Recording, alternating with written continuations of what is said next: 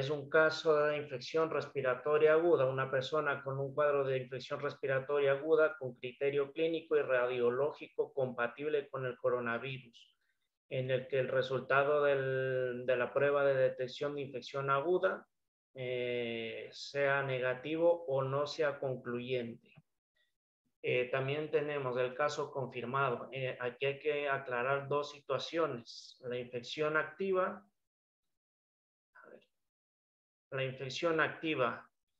que viene a ser la persona que cumple el criterio clínico de caso sospechoso con una prueba de detección de infección activa positiva, o el que tiene un criterio clínico de caso sospechoso con una prueba prueba de detección negativa y resultado positivo de la IgM y una IgG negativa por serología de alto rendimiento, aunque aquí ya se está sustituyendo las pruebas de detección, prácticamente ya no se usan las pruebas de detección rápida de anticuerpos porque no tienen un porcentaje de fiabilidad.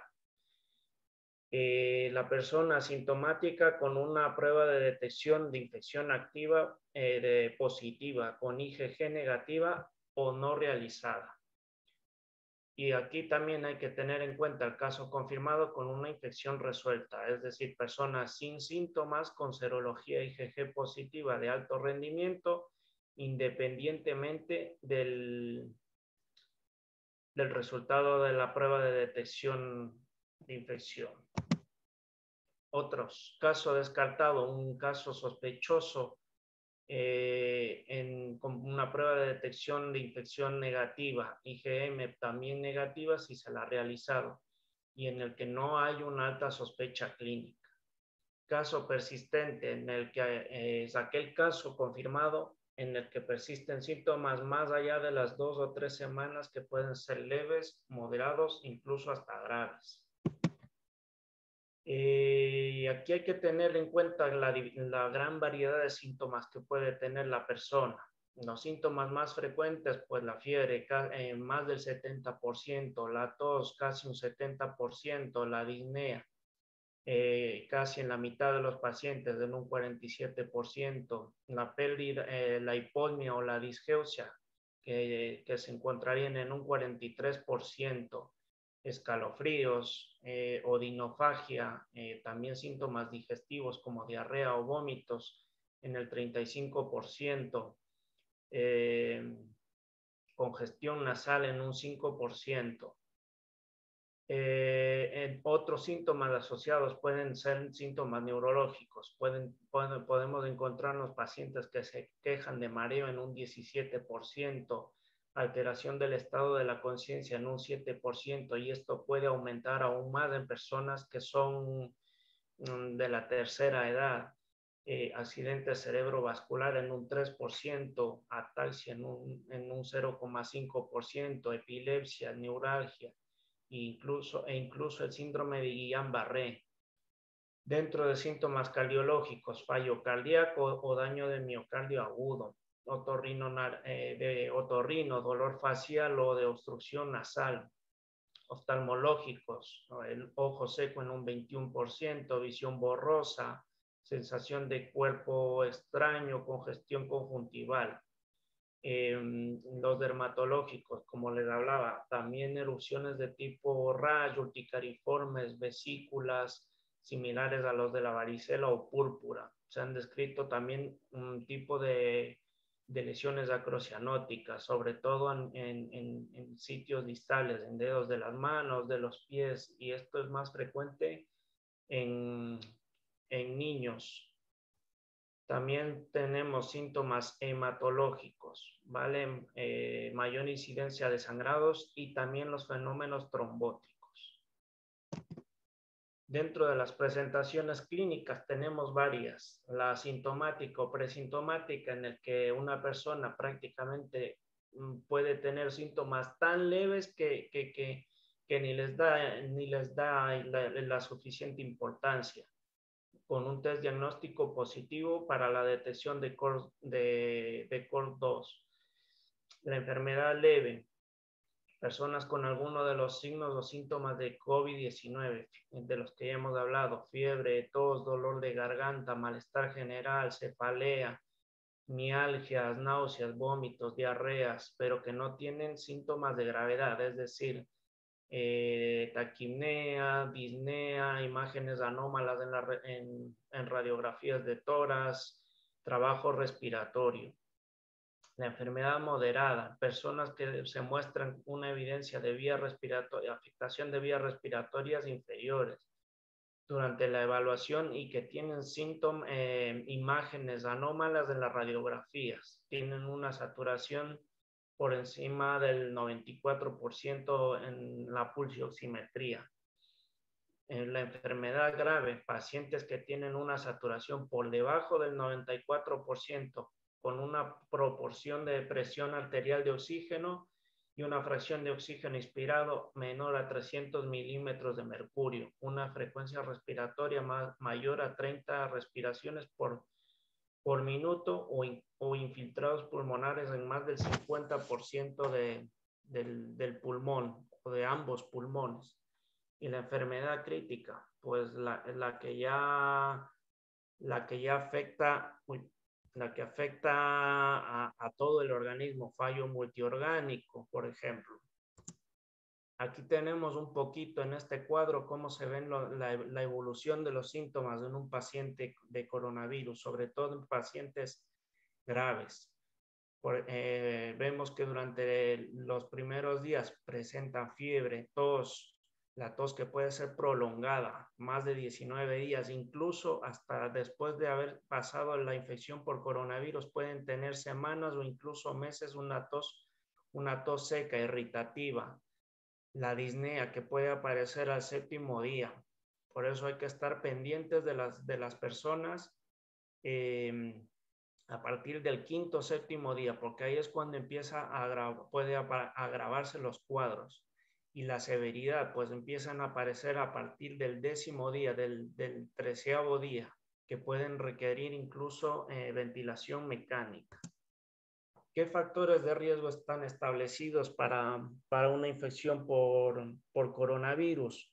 Mayores de 60 años, pacientes que tengan cáncer, enfermedad renal crónica, enfermedad pulmonar obstructiva crónica, pacientes con estados inmunodeprimidos por trasplantes de órganos sólidos, obesidad, un índice de masa corporal por encima de 30, enfermedad cardiovascular grave, insuficiencia cardíaca, alteraciones enfermedades de las arterias del corazón, cardiomiopatías, que sean fumadores, anemia drepanocítica y diabéticos. Hay otros posibles factores de riesgo que no se han relacionado directamente con la gravedad del coronavirus. Por ejemplo, el asma, enfermedades cerebrocardiovasculares, fibrosis quística, la hipertensión, estados inmunodeprimidos por trasplantes de células hematopoyéticas, el VIH, el uso de corticoides, agentes inmunosupresores para otro tipo de inmunodeficiencias o incluso el uso de inmunosupresores para enfermedades reumatológicas, por ejemplo. La enfermedad hepática, condiciones neurológicas como la demencia, un sobrepeso, es decir, un índice de masa corporal entre 25 y 30 kilos por metro cuadrado. El embarazo, la fibrosis pulmonar por tener tejido pulmonar dañado o cicatrizado. Talasemia, que es un tipo de trastorno sanguíneo. ¿Cómo hacemos la valoración clínica en la atención primaria aquí en España? Nosotros tenemos aquí en nuestros computadores, en nuestros consultorios, este programa que se llama Medora. Nosotros cuando un paciente nos llama a decir que posiblemente pueda tener síntomas de coronavirus, fiebre, dolor de garganta, malestar general, nos llaman a nuestra consulta. Nosotros lo que hacemos ante esa duda es citarles de manera preferente para que el mismo día o como mucho al día siguiente se les cite para hacer una prueba de detección rápida, es decir, un test de detección rápida similar a la PCR o una PCR. Cuando se da positivo, cuando esta persona da positivo en una prueba de detección rápida, nosotros activamos en ese instante, ponemos de enfermedad por coronavirus, porque así damos a conocer a la gerencia regional, al Ministerio de Salud, de que esa persona está enferma y tenemos que realizar una guía asistencial. Nosotros, ¿qué es lo que hacemos en esta guía asistencial? Es hacer varias preguntas. ¿Cuántas personas están en contacto o han estado en contacto con el caso activo? ¿Con cuántas conviven en el trabajo? Si es que ha estado de viaje en algún país, ahora peor aún cuando hay las nuevas cepas, la cepa brasileña, la cepa sudafricana, la británica. Por eso hay que tener en cuenta y preguntar, ¿usted ha estado de viaje en alguno de estos países? Y con todo eso hacemos valoraciones telefónicas. Por lo general, la primera llamada que hacemos, pues le preguntamos de todo. Cómo está su estado anímico, su estado nutricional, si ha tenido fiebre, cómo ha pasado la noche. Dependiendo cómo nos vaya diciendo el paciente, pues nosotros mismos podemos ir gestionando las siguientes llamadas, es decir, cada 24 horas, cada 48 horas, cada 72 horas, dependiendo cómo nos vaya indicando el paciente su estado de evolución. Hay que valorar, pues eso, factores de riesgo, porque hay con las personas, sobre todo mayores, que hay muchas de ellas apenas se mueven, ¿vale? Tenemos que valorar signos de alarma. ¿Cuáles son estos signos de alarma?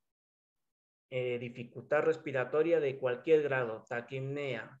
Me dicen doctores que al hacer mínimos esfuerzos o peor aún, en reposo yo siento que me ahogo. Pues hay que tener en cuenta eso. La fiebre persistente, más de 3 días en pacientes con factores de riesgo o mayores a 60 años o más de 5 días en pacientes sin factores y menores a 60 años, porque esto ya nos podría estar indicando de que podría estar haciendo una neumonía, de que podría estarse sobreinfectando, dolor torácico, expectoración oscura o sangre roja, dificultad para comer o beber, desorientación o confusión, afectación del estado general, aún sin disney que nos puedan hacer sospechar de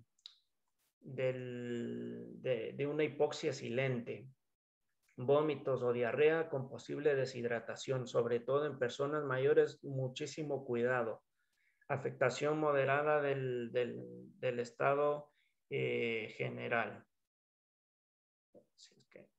y descompensación de enfermedades crónicas de base, diabéticos, hipertensos, enfermedades renales.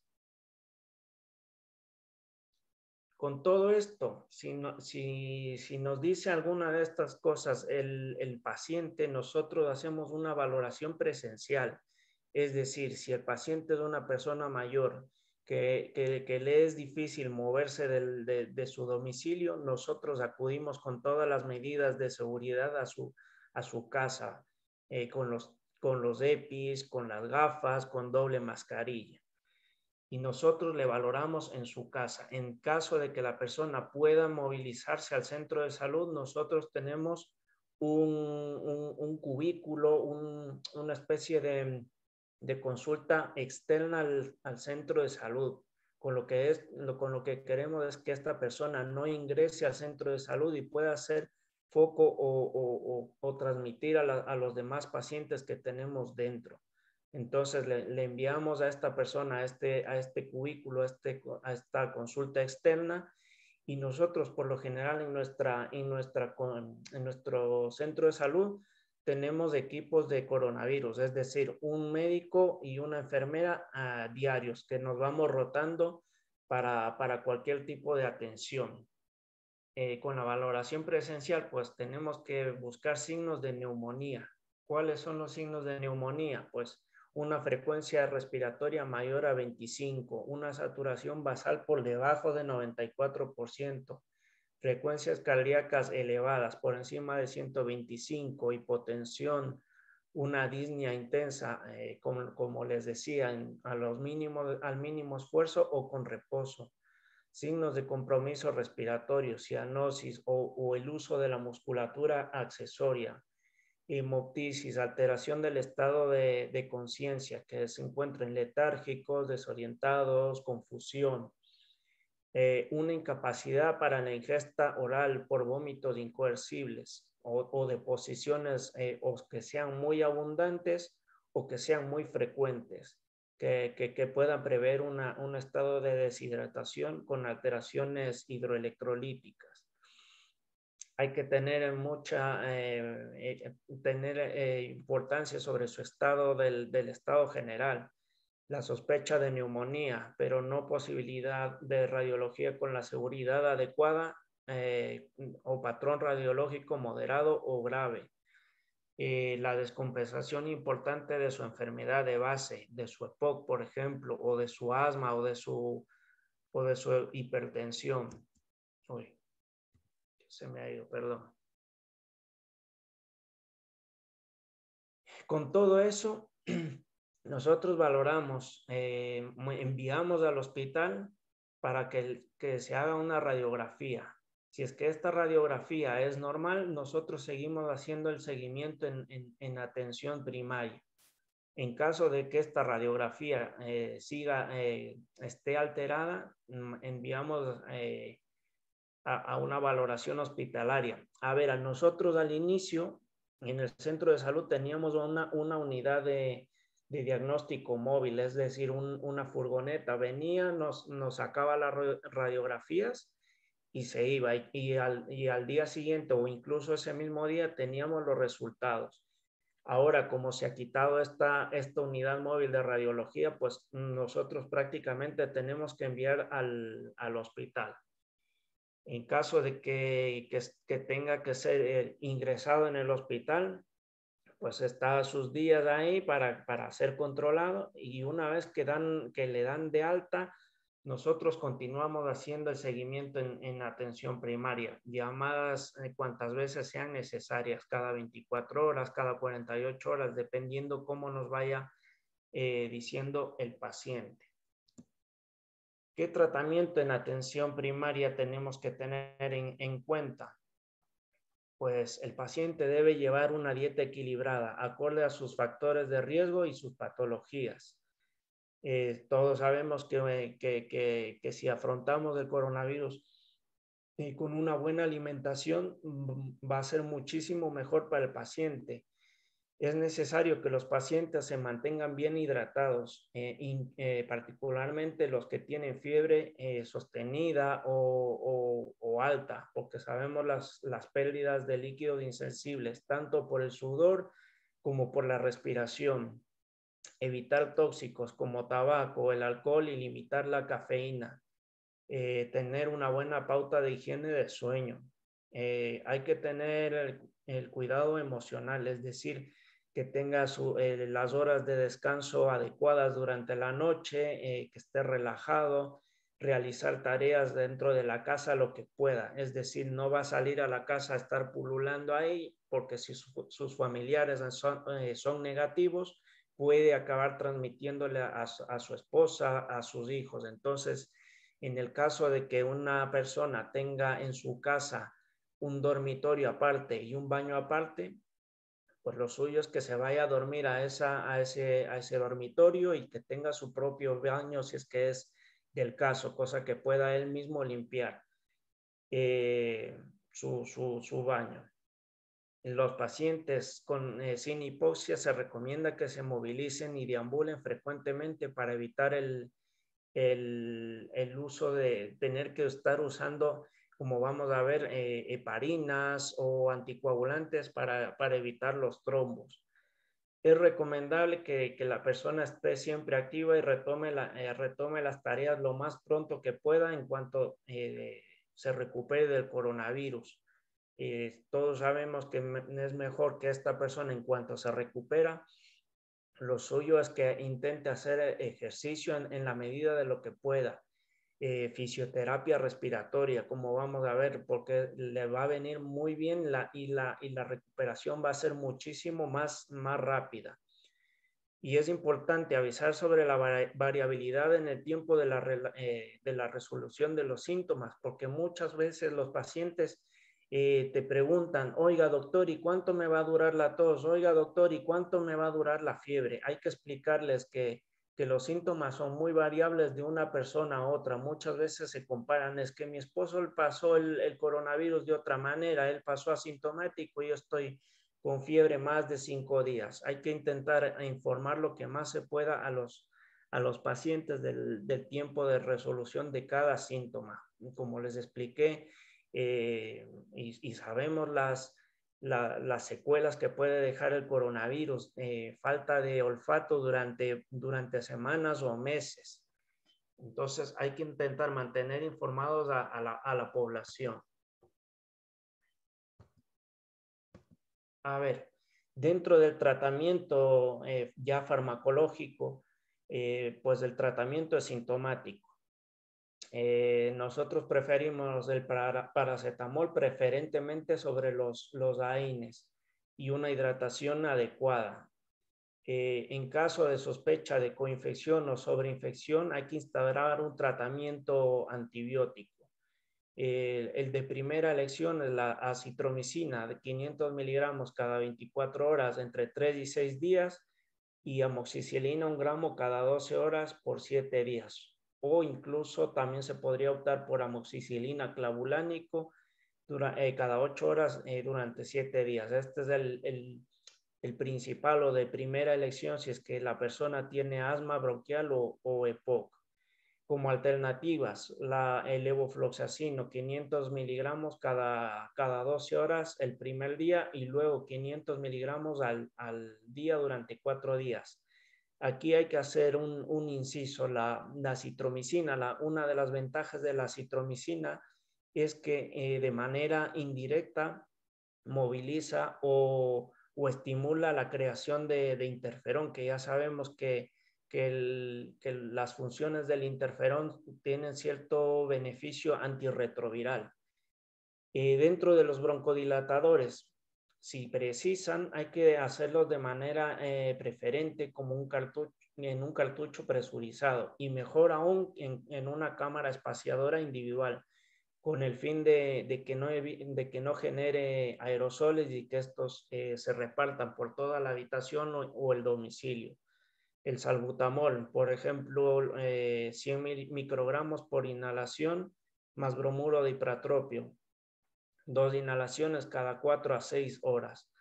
Los corticoides inhalados son beneficiosos solo si la persona tiene asma bronquial o EPOC. Todos saben, ahí tenemos que tener este inciso de que en el EPOC no es el tratamiento de primera elección para el EPOC, solo para ciertas personas en las que hay el síndrome de overlapping, es decir, que tienen EPOC, pero además asma bronquial. Es decir, cuando uno hace el hisopado de mucosa, hay que hacer un recuento de eosinófilos, que si está por encima de 300, se podrían ver beneficiados por los corticoides inhalados. Los corticoides sistémicos, en principio, no están recomendados de manera generalizada.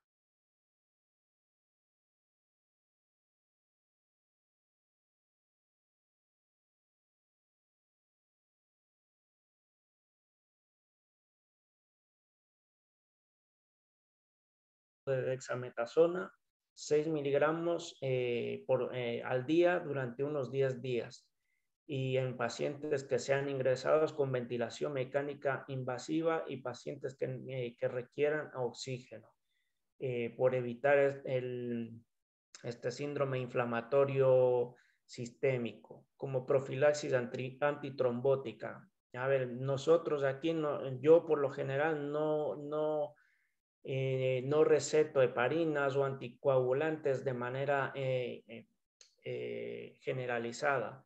Esto hay que tener en cuenta en personas que sean mayores o personas en las que se vea muy su movilidad muy manifiesta, que no puedan moverse, que estén muy cansados y que estén todo el tiempo en la cama, por ejemplo, pues se le podría poner una heparina de bajo peso molecular a dosis profilácticas. Pues eso, en pacientes que estén inmovilizados o con factores de riesgo. ¿Cuáles? Por ejemplo, la enoxaparina, 40 miligramos por vía subcutánea, y si el aclaramiento de creatinina está por debajo, entre 15 y 10, se optaría mejor por la enoxaparina de 20 miligramos una vez al día, por vía subcutánea. ¿Cuál es la evolución y la persistencia de síntomas en pacientes post-coronavirus? En este momento hay información muy limitada sobre la prevalencia, la duración y las causas subyacentes y las estrategias que nosotros tenemos efectivas para manejar estos signos y síntomas persistentes. El tiempo medio desde el inicio de los síntomas hasta la recuperación es de 2 semanas, cuando la enfermedad esta ha sido leve, y entre 3 y 6 semanas o incluso más cuando ha sido grave o incluso crítica, cuando personas han tenido que estar mucho tiempo en cuidados intensivos, intubadas, inmovilizadas, pues todos sabemos que se pierde masa muscular, se pierde proteínas, entonces la recuperación es muchísimo más lenta. En un estudio de encuesta que se realizó a adultos sintomáticos, el 35% no volvió a tener, no había vuelto a su estado de salud normal, habitual, 2 a 3 semanas después. Entre las personas de 18 a 34 años que no presentaban ninguna afección médica subyacente, y el 20% no había vuelto a su estado de salud habitual. En el 90% de los hospitalizados que se recuperaron con coronavirus, se informaron la persistencia de por lo menos un síntoma relacionado de coronavirus 2 meses después del alta, y solo el 13% de los pacientes no presentaban ningún síntoma relacionado. El 32% 1 a 2 síntomas y el 55% 3 o más síntomas de coronavirus.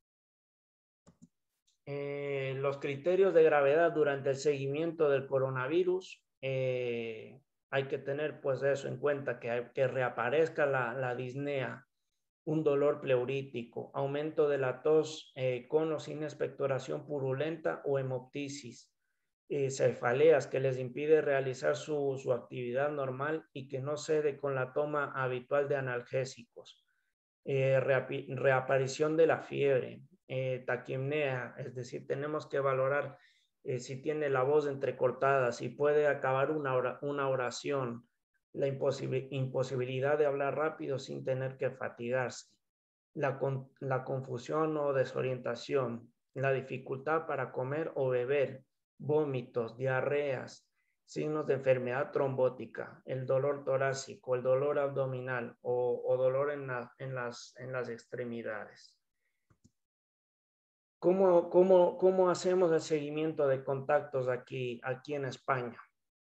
Cuando una persona nos llama y nos dice, doctor, es que he estado en contacto con fulanito y que ha dado positivo, pues nosotros tenemos que hacer la prueba de detección de infección aguda dentro de las primeras 24 a 48 horas. Decirle al paciente, por favor, esté en su casa y no salga hasta que se obtengan los resultados. En el caso de que esta persona sea negativa en la primera PCR, se le indica una segunda PCR a los 10 días. Mientras tanto, tiene que mantenerse en aislamiento y se les indica que si en el transcurso de los días hasta la segunda prueba, que tenga sintomatología, que nos avise para hacerle en ese mismo momento una prueba de detección rápida. Y en el caso de que la prueba dé positiva, como en el caso, no se vuelve a repetir la PCR.